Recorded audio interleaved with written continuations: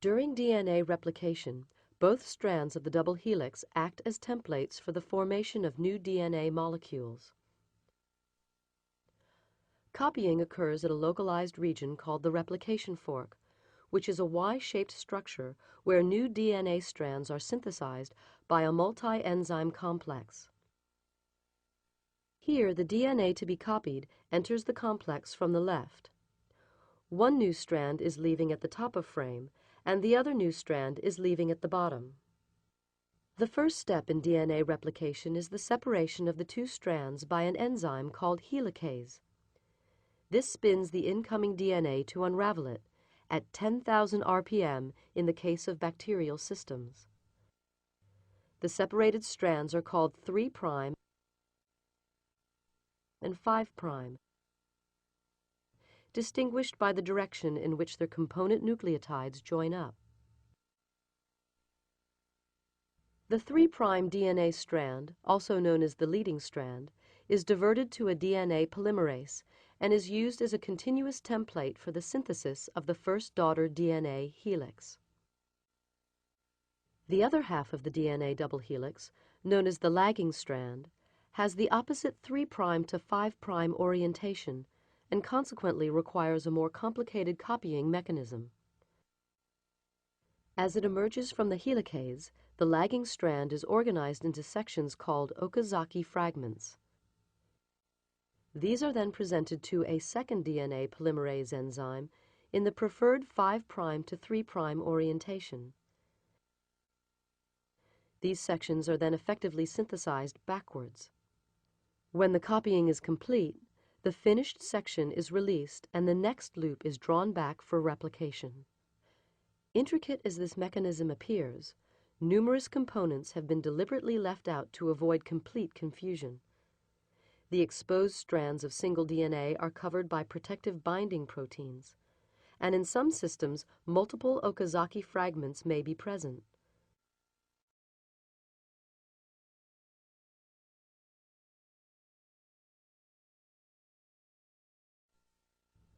The central dogma of molecular biology, DNA makes RNA, makes protein.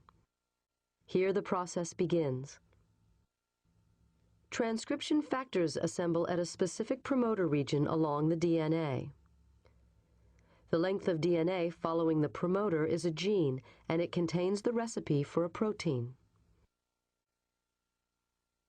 A mediator protein complex arrives carrying the enzyme RNA polymerase. It maneuvers the RNA polymerase into place, inserting it with the help of other factors between the strands of the DNA double helix. The assembled collection of all these factors is referred to as the transcription initiation complex, and now it is ready to be activated. The initiation complex requires contact with activator proteins, which bind to specific sequences of DNA known as enhancer regions.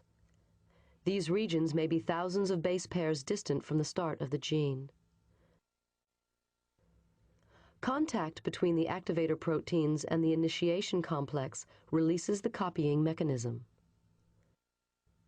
The RNA polymerase unzips a small portion of the DNA helix, exposing the bases on each strand. Only one of the strands is copied. It acts as a template for the synthesis of an RNA molecule, which is assembled one subunit at a time by matching the DNA letter code on the template strand. The subunits can be seen here entering the enzyme through its intake hole, and they are joined together to form the long messenger RNA chain snaking out of the top.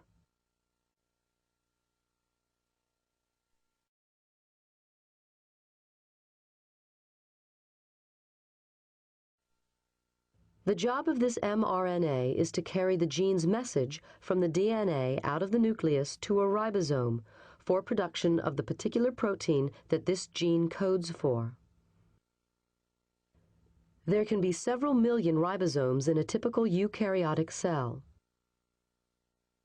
These complex catalytic machines use the mRNA copy of the genetic information to assemble amino acid building blocks into the three-dimensional proteins that are essential for life. Let's see how it works.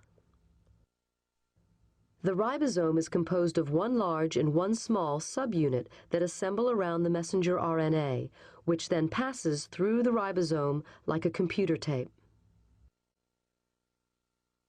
The amino acid building blocks, that's the small glowing red molecules, are carried into the ribosome attached to specific transfer RNAs. That's the larger green molecules, also referred to as tRNA.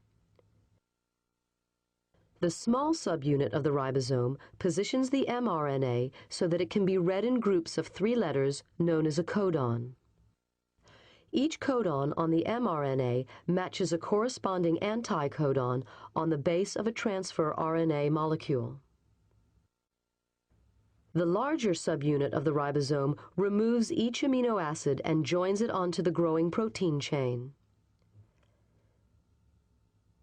As the mRNA is ratcheted through the ribosome, the mRNA sequence is translated into an amino acid sequence. There are 3 locations inside the ribosome, designated the A site, the P site, and the E site. The addition of each amino acid is a 3-step cycle. First, the tRNA enters the ribosome at the A site and is tested for a codon-anticodon match with the mRNA. Next, provided there is a correct match, the tRNA is shifted to the P site, and the amino acid it carries is added to the end of the amino acid chain. The mRNA is also ratcheted on 3 nucleotides, or 1 codon. Thirdly, the spent tRNA is moved to the E site and then ejected from the ribosome to be recycled.